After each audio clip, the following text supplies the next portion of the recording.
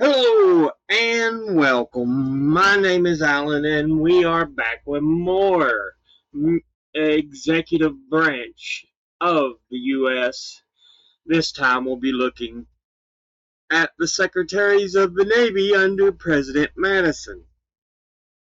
But before we get into the video itself, I want to go ahead and remind you I've got two ways to donate to the channel if you are so inclined.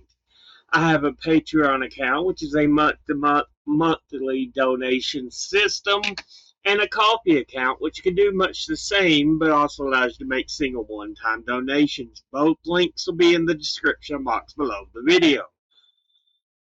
If you are in financial trouble, or donating will put you in financial trouble, please do not donate. I'd rather you take care of what you need to take care of. Toughen up out there with the idiots in charge. If you can afford to donate and you want to donate, thank you. I do appreciate it. Me, myself, and I that make the videos. I do the research, filming, editing, posting, and I've had a decision where I swore off commercials, and I don't make any videos or money from the actual videos themselves yet. With all that said, let's jump into this video. As I said, today we're looking at the Secretaries of the Navy under President James Madison, which are Paul Hamilton, 1809 to 1813, William Jones, 1813 to 1814, and Benjamin Williams Crowninshield, 1815 to 1817. Now, let's go ahead and jump right into Paul Hamilton.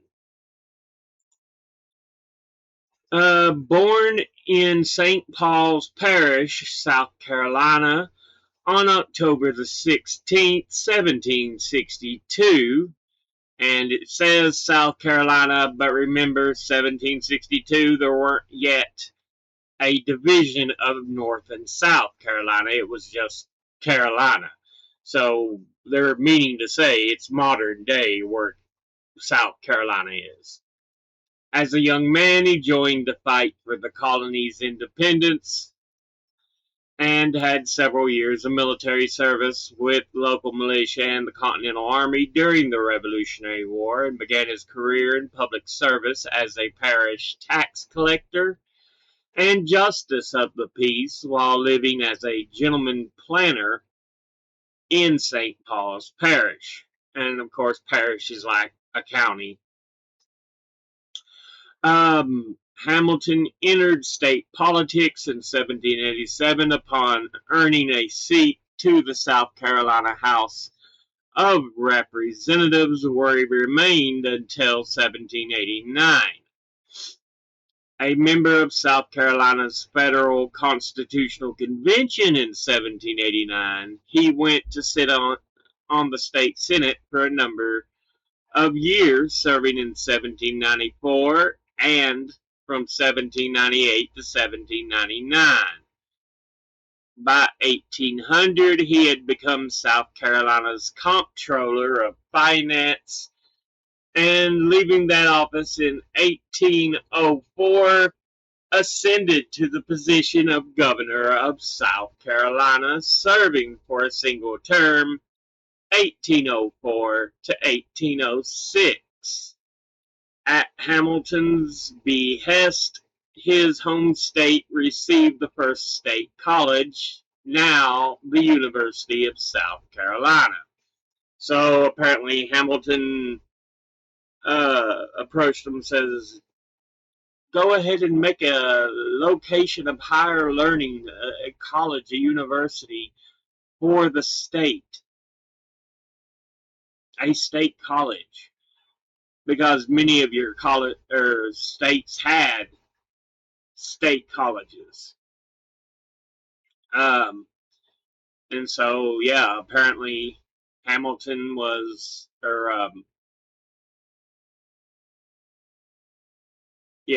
Hamilton basically told his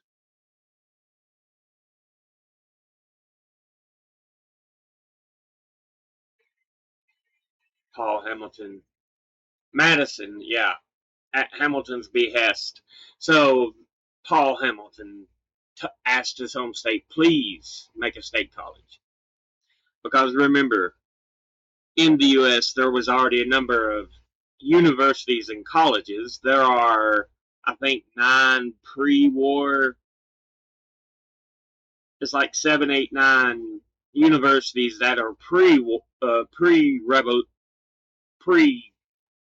United States. They were when they developed when they were still colonies. But other states would have their own universities. University of Virginia.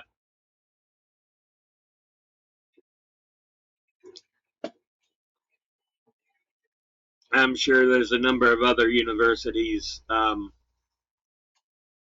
that came into being. And so Hamilton's like, hey, we need a state university for South Carolina. In 1809, newly elected President James Madison appointed Hamilton to his cabinet as Secretary of the Navy. And during his tenure, Hamilton advocated for increased naval preparedness by building new ships and increasing coastal fortifications, but the U.S. Congress was unwilling to allocate the funds until 1812. Because guess what happens in 1812? The War of 1812.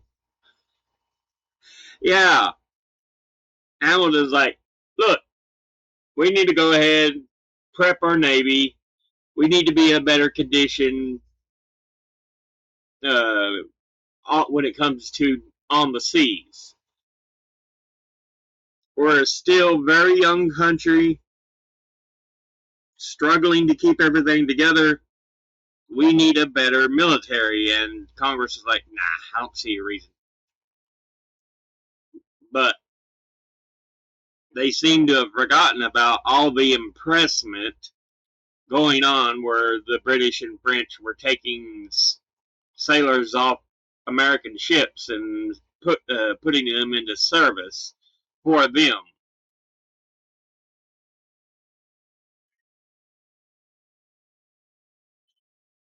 And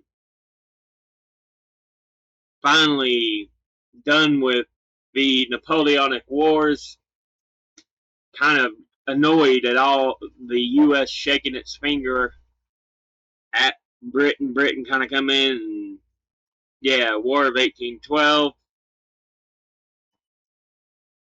We got smacked around a bit.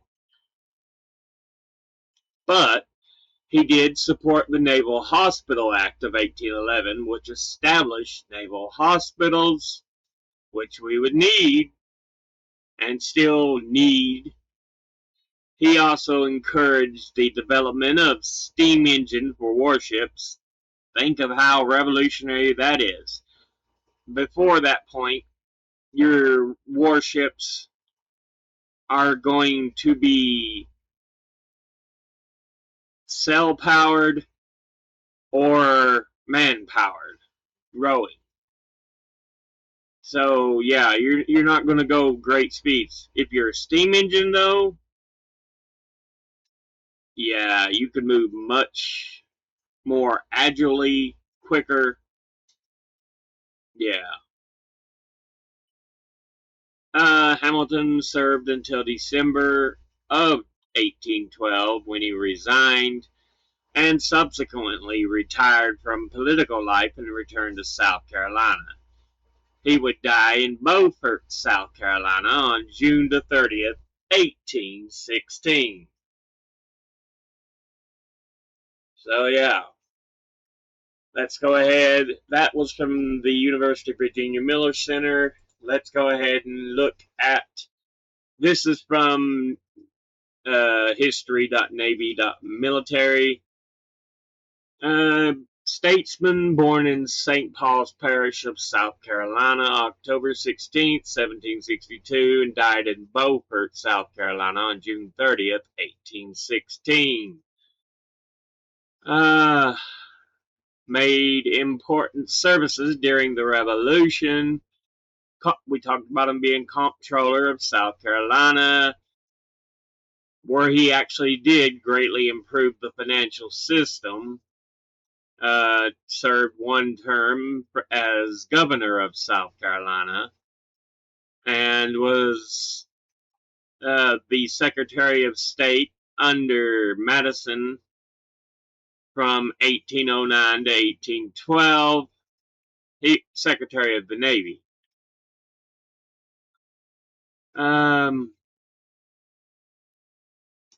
He wanted as we talked about already, he wanted an increase in the Navy and the building of 12 line of battle ships and 20 frigates.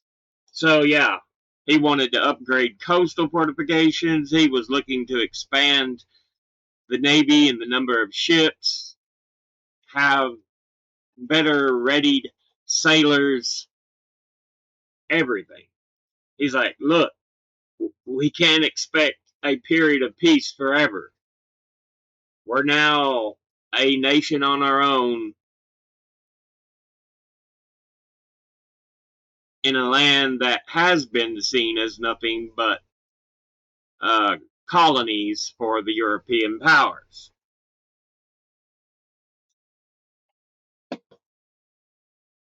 Spain, Britain, France, Germany, even Russia, all of them had interest in North and South America as colonies, as territory.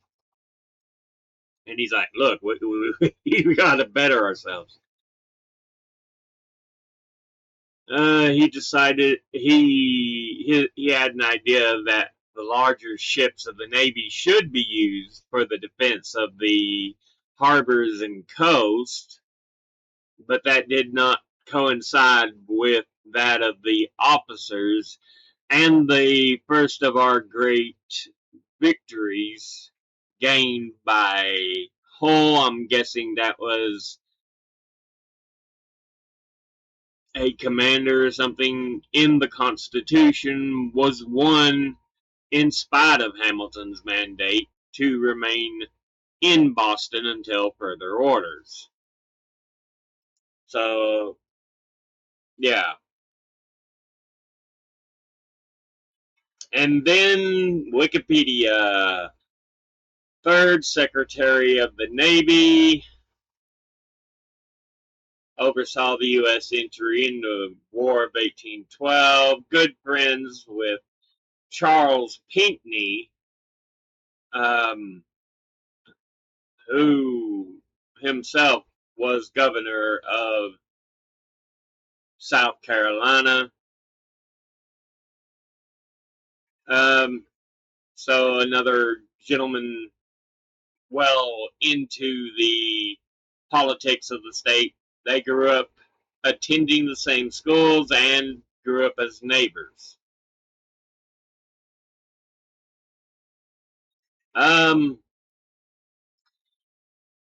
Let's see, it was Willtown in St. Paul's Parish that he was born, and he's born to Archibald Hamilton and Rebecca Branford.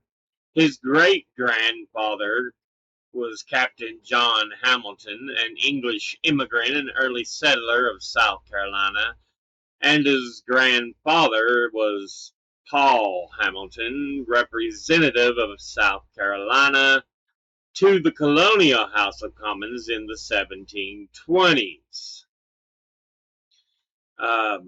So yeah, at the age of 19 on October 10th, 1782,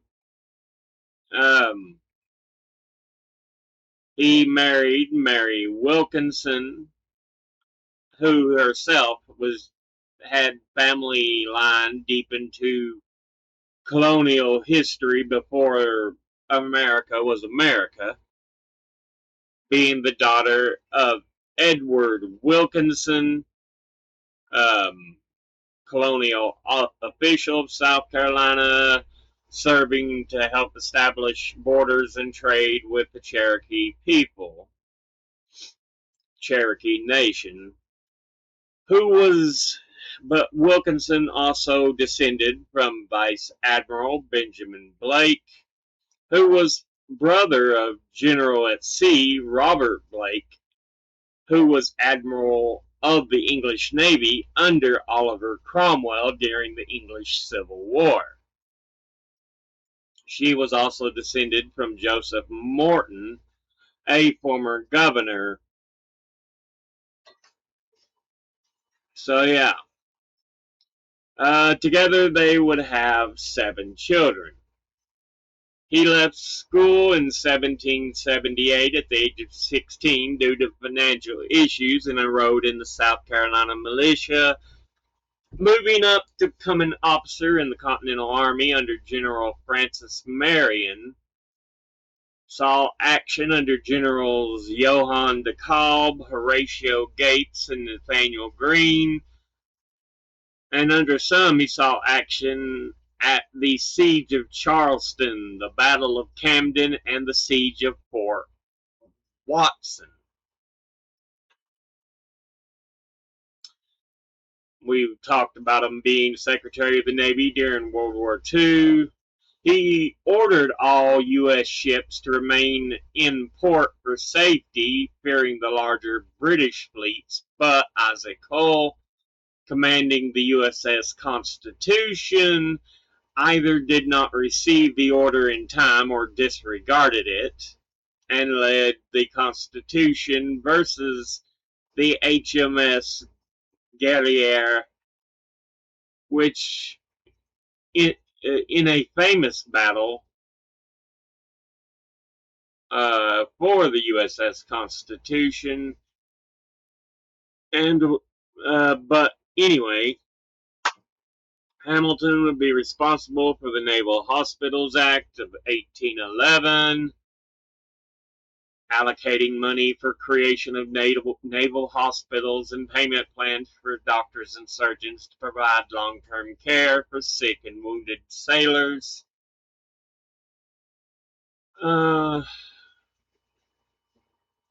State representative, state senator, state finance comptroller, and 42nd governor of South Carolina.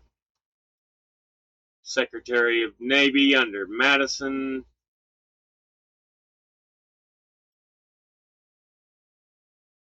His daughter, Rebecca Hamilton Waring, married Morton A. Waring, who served as Paul Hamilton's personally family lawyer and private assistant and secretary. Waring was a U.S. federal marshal, politician, state militia officer, slave trader, and South Carolina businessman who served, as we talked about, being the lawyer for father-in-law Hamilton.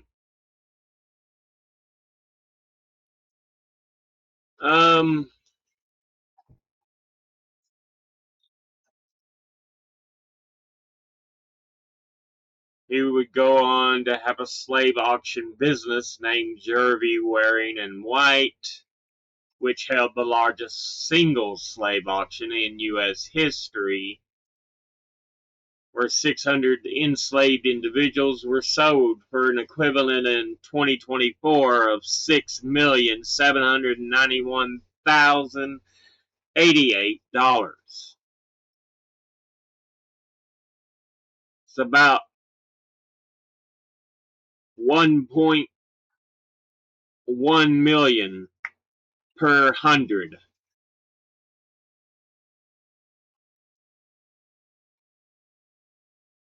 Think about that. That's cheap for human life.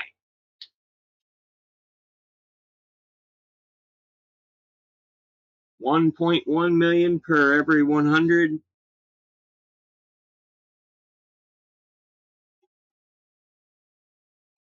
Goodness.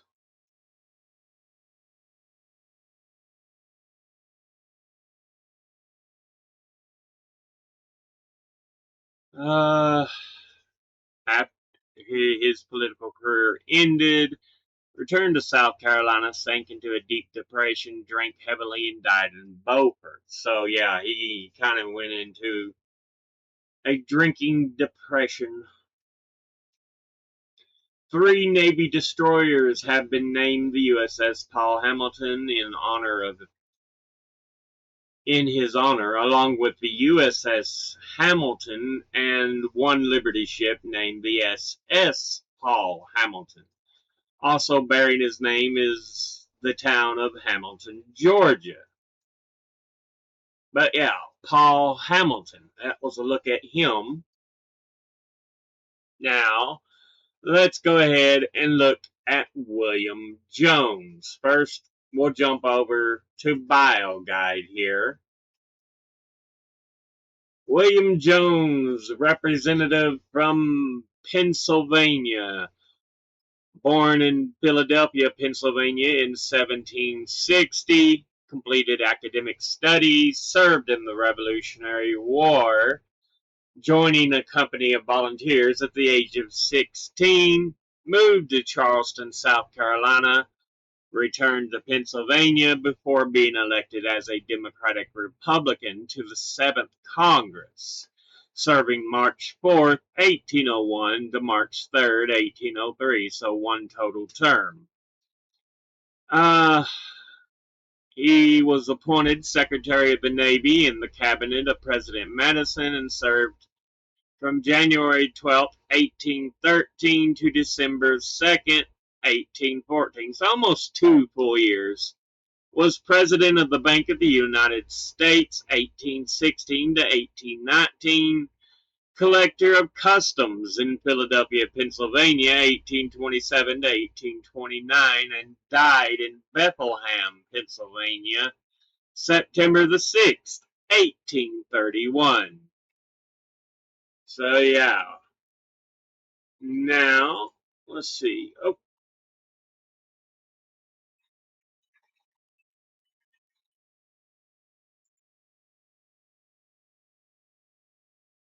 Let's go ahead and just close it out since it's not secure. We will go to the Miller Center at University of Virginia.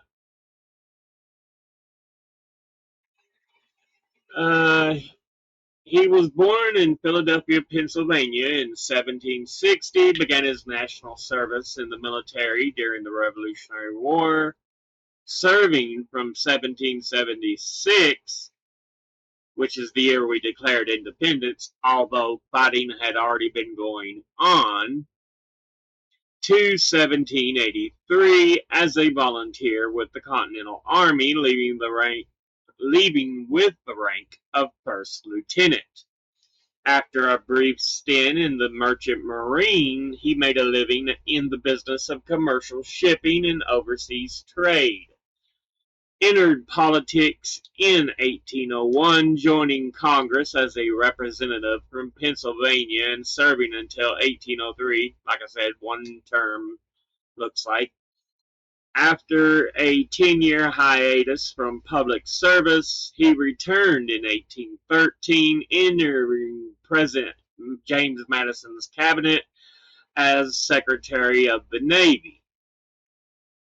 He fulfilled the duties of that post until his resignation in 1814, and from April 1813 to February 1814 also served as Madison's interim Secretary of Treasury while Secretary Albert Gallatin was in Europe on diplomatic missions. 2 years later, he accepted President James Monroe's, the president after Madison, offer to become president of the second bank of the United States. He spent only 3 years in that office before resigning in 1819 and would hold only 1 more position in public service, acting as collector of customs at the port of Philadelphia, 1827 to 1829, before dying in Bethlehem, Pennsylvania, September 6, 1831. So served Madison and Monroe, and like Hamilton, Paul Hamilton, he fought in the Revolutionary War at around the age of 16. So yeah,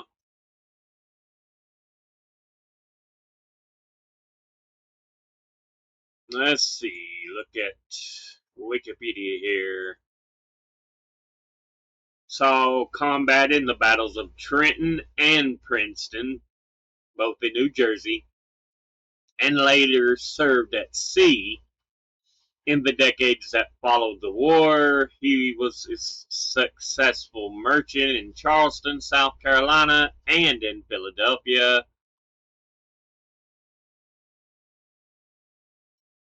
Um, bu- bu- bu. In 1805, elected as member of the American Philosophical Society.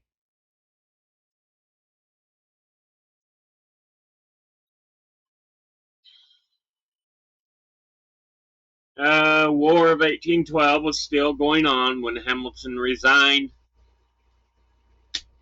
and Jones would become Secretary of the Navy in January 1813. His policies contributed greatly to American success on the Great Lakes and to a strategy of coastal defense and commerce raiding on the high seas. In late 1814, near the end of his term, he made recommendations on the reorganization of the Navy Department. These led to the establishment of the Board of Commissioners system, which operated from 1815 until 1842. Served as bank president May 1813 to February 1814. During that time, he served as Secretary of the Treasury and in 1816 appointed President of the Second Bank of the United States. Remember, they just let the first bank kind of falter its charter to go poof. He returned to commercial pursuits in 1819. The destroyer, the USS William Jones, is named after him. So yeah, William Jones. And with that, let's go. This is Naval History and Heritage Command, which I think was the same thing as over here. Yeah, same address, history.navy.mil. So yeah, same thing. And they are talking about Benjamin W. Crowninshield, the fifth Secretary of the Navy, serving from the 16th of January 1815 to the 30th of September 1818. Born in Salem, Massachusetts on December the 27th, 1772.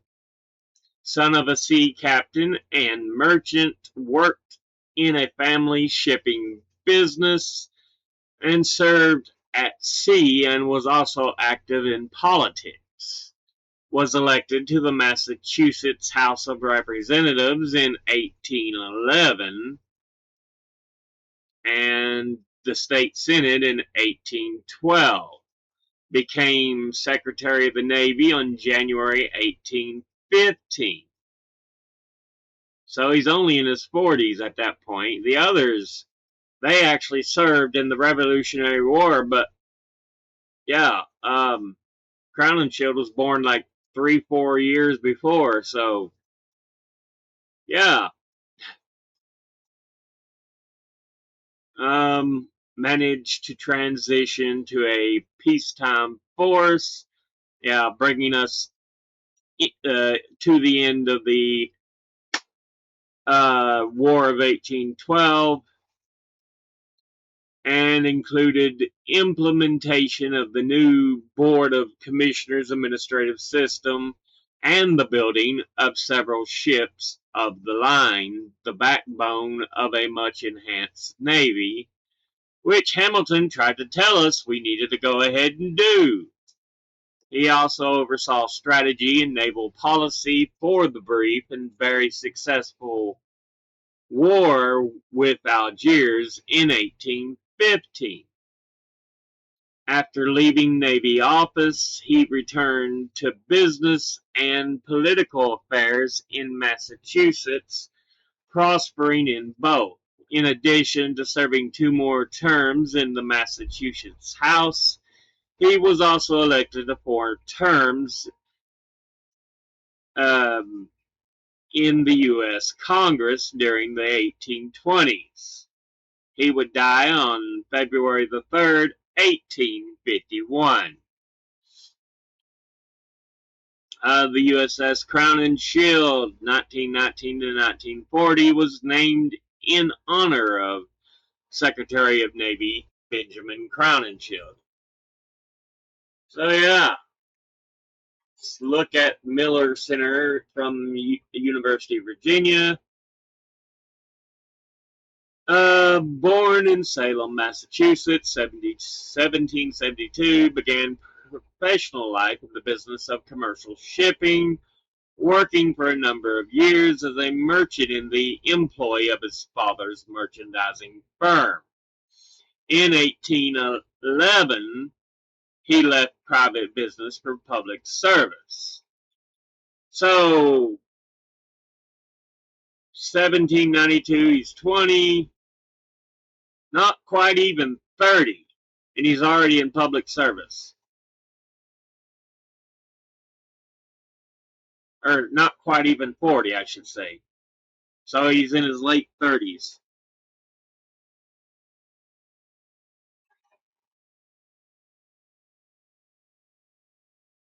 Served 1 term in the Massachusetts House of Representatives and then 1 term in the state Senate.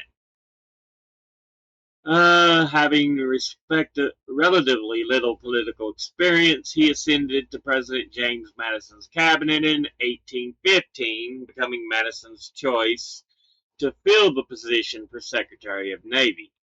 He remained at that post when James Monroe succeeded Madison as president in 1817, but resigned the following year, leaving Monroe's cabinet in 1818. So he would kind of be the candidate to do the crossover into Monroe's presidency.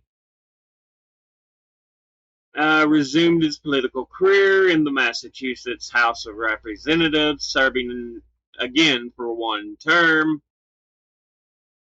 and then gained a seat in the U.S. Congress, representing Massachusetts in the U.S. House from 1823 to 1831.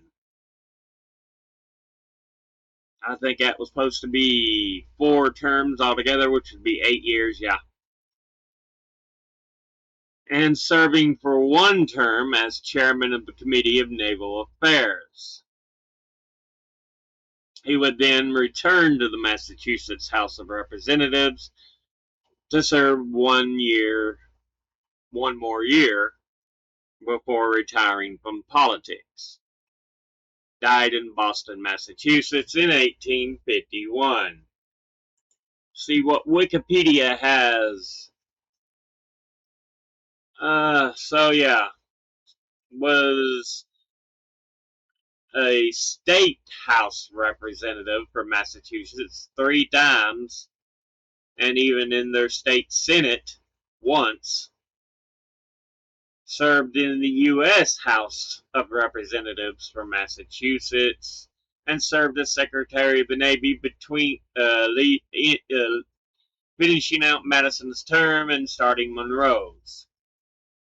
Benjamin James Crowninshield was born in Salem. We talked about that. To George Crowninshield and Mary Derby Crowninshield, who would marry in 1757. Father was a sea captain and merchant for the Boston Brahmin Crowninshield family.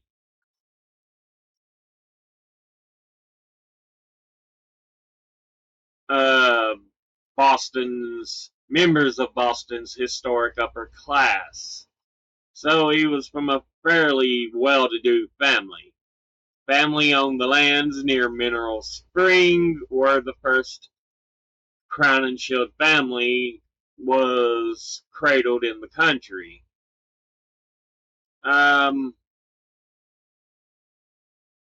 His brothers included Congressman Jacob Crowninshield and George Crowninshield Jr., who owned Cleopatra's Barge, the first yacht to cross the Atlantic. Yay, a yacht. His sister, Mary Crowninshield, was the wife of Congressman Nathaniel Silsby. So, yeah. But Jacob Crowninshield, U.S. House of Representatives for Massachusetts.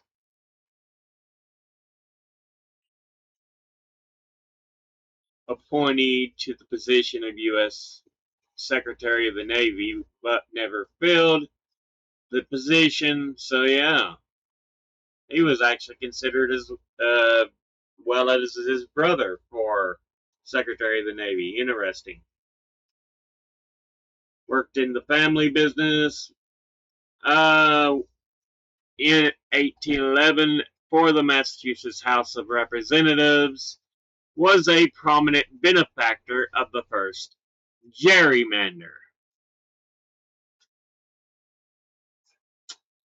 The redistricting of Essex County into two separate House seats, or state House districts, had led to the term gerrymander, with Crowninshield, who had lost the previous year's Senate seat, in a combined Essex County, being placed in the new district specifically designed to favor Republicans over Federalists. And remember, this is not the same Republican Party we know today. They were often Democratic Republicans, is what they were known as.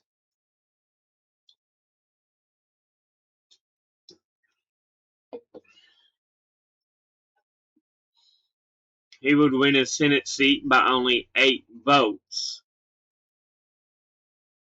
So, yeah. So it's kind of a fluke he ended up in the House and the Senate for the state seats. Phew, goodness.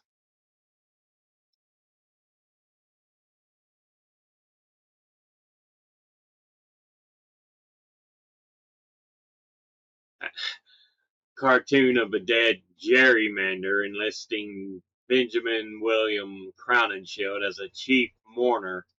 He would, wow, when he lost his seat in the state house.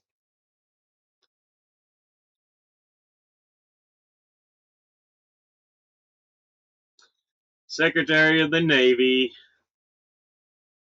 yeah, transitioned him to peacetime because the War of 1812 was pretty much about over, so he transitioned them into a peacetime military, building several ships, implementing the new Board of Commissioners administrative system, and oversaw the strategy and naval policy for the Second Barbary War. And then would go on to serve in the United States House of Representatives, representing the state of Massachusetts. Married to Mary Boardman on January 1st, 1804, who was the daughter of Francis Boardman and Mary Hodges Boardman. Together, they were parents of Elizabeth Boardman Crowninshield, Mary C. Crowninshield, Francis Boardman Crowninshield, George Casper Crowninshield, Anne G. Crowninshield, Edward Augustus Crowninshield.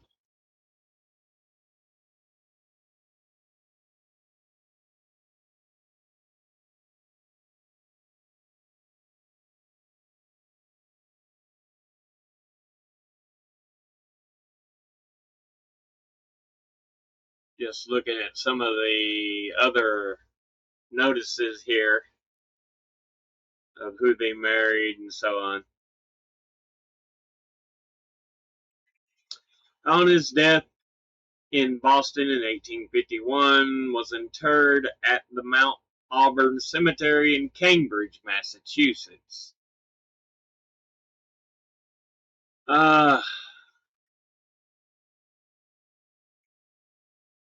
In 1810, Salem's premier architect, I guess following directions of Crowninshield, Samuel McIntyre, built a mansion at 180 Derby Street on the Salem waterfront, and Robert Brookhouse purchased the house in 1861, deeded it to the Association for the Relief of Aged Women. Located to the Salem Maritime National Historic Site, the house is now called the Brookhouse Home for Aged Women. So yeah. Through his son Francis, he was grandfather of Benjamin Williams Crowninshield, 1837 to 1892, a soldier in the Civil War and merchant, and great-grandfather of Baldwin Bradley Crowninshield, a naval architect who specialized in the design of racing yachts, and Francis Boardman Crowninshield, who married heiress Louise Evelina DuPont. Through his son Edward, he was the grandfather of Frederick Crowninshield, the artist and author, and the great-grandfather of Francis Welch Crowninshield, the journalist, critic, and editor of Vanity Fair. He was also the great-great-grandfather of Charles Francis Adams III, who was also Secretary of the Navy from 1929 to 1933, and great-great-great-grandfather of famed Washington Post newspaper editor Ben Bradlee. So yeah, the destroyer USS Crowninshield was named in his honor. But yeah, Benjamin Williams Crowninshield, and that gives us a good look at who the Secretaries of the Navy were under President James Madison.